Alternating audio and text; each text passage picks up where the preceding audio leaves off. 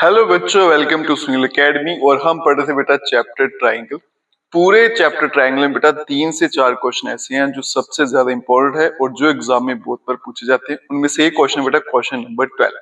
तो आइए इस क्वेश्चन को सॉल्व करना सीखे और आपको ये क्वेश्चन जरूर आना चाहिए, बोर्ड एग्जाम के लिए जरूर प्रिपेयर कर लेना। तो क्वेश्चन क्या कहता है, side A B B C and median. मेरे पास दो ट्राइंगल है, ठीक है।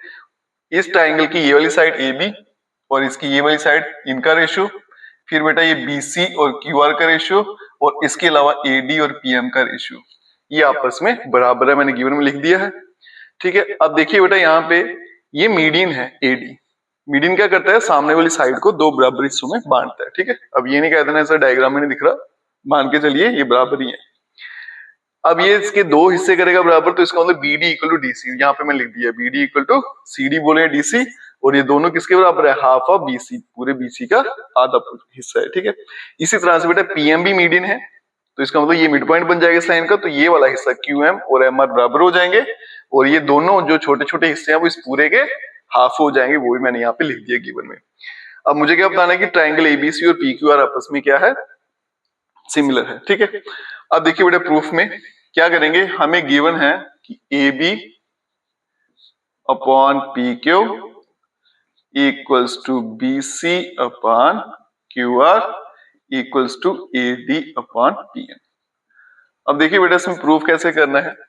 मुझे पता है कि ये वाला साइड और ये वाला साइड इसका रेशियो, ये वाला साइड और ये वाला साइड इसका रेशियो आपस में बराबर है। अगर किसी तरह मैं प्रूफ कर दूं कि एंगल B और Q आपस में बराबर है, तो S से S क्राइटेरिया लग जाएगा और ये ट्राइंगल आपस में सिमिलर हो जाएंगे। बस इतना सा काम करना है। तो मुझे क्या प्रूफ करना है, angle B equals to angle Q। इसी के लिए मैं क्या करूंगा, सारे के सारा काम करूंगा। जैसे ही इक्वल प्रूफ हो जाएंगे वैसे ट्राइंगल सिमिलर हो जाएंगे और काम खत्म।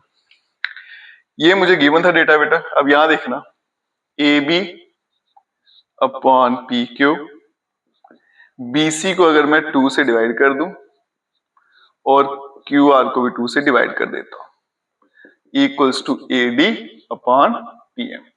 अगर ये पूरे पूरे बराबर हैं, इन पूरे का रेशियो बराबर है, तो हाफ का रेशियो भी बराबर रहेगा।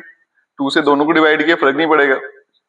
तो AB upon PQ equals to, अब BC का हाफ वो BD भी है और CD भी है, तो मैं यहाँ पे BD यूज कर रहा हूं,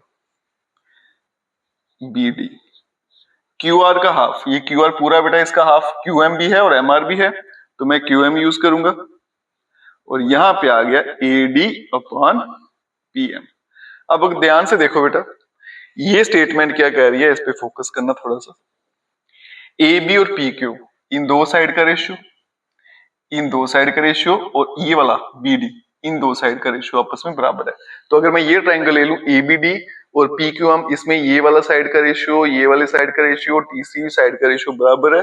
जब सभी साइड्स का रेशियो बराबर हो जाता है तो ट्राइंगल्स क्या हो जाएंगे, सिमिलर। तो इसका मतलब इसके मुताबिक ये जो मेरा ट्राइंगल है बेटा ABD, वो सिमिलर हो गया ट्राइंगल PQM के बाय SSS क्राइटेरिया, ठीक है। SSS क्राइटेरिया से ये आपस में सिमिलर हो गया। अगर सिमिलर हो जाएगा तो कॉरस्पॉन्डिंग एंगल्स बराबर हो जाएंगे, तो इसका मतलब angle B equals to angle Q, ठीक है, बाय CPCT लिख लेते हैं, ठीक है, by congruent parts of congruent triangle, ठीक है। अब क्या बोलेंगे सर, कॉन्ग्रुएंट ट्राइंगल ही है, तो आप सिमिलर ट्राइंगल लिख लीजिए, एक ही बात है। आगे चलते हैं बेटा। अब ये दो एंगल बराबर हो गए, अगर ये दो एंगल बराबर हो गए तो ये बेटा दोनों ट्राइंगल आपस में सिमिलर हो जाएंगे। कैसे होंगे वो देखिए। मुझे गिवन क्या है कि AB upon PQ equals to BC upon QR। ये वाला साइड का रेशियो और नीचे वाली पूरे साइड का रेशियो बराबर है, और अभी हमने प्रूव किया कि एंगल B भी किसके बराबर है, Q के बराबर है, ठीक है। तो ये एंगल जो है बेटा इन दोनों साइड के बीच में आता है, तो देयरफॉर ये जो मेरा ट्राइंगल है ABC is similar to triangle PQR by SAS criteria. तो दोनों ट्राइंगल आपस में सिमिलर हो जाएंगे, क्राइटेरिया क्या लगेगा, SAS। इसके साथ ही क्वेश्चन यहीं पे खत्म होता है। इंपॉर्टेंट क्वेश्चन है बेटा, एग्जाम में बहुत बार इस तरह के क्वेश्चन पूछे जाते हैं। वीडियो अच्छी लगी खूब सारा शेयर करिएगा और चैनल को लाइक सब्सक्राइब मंजूर करें। Best of luck.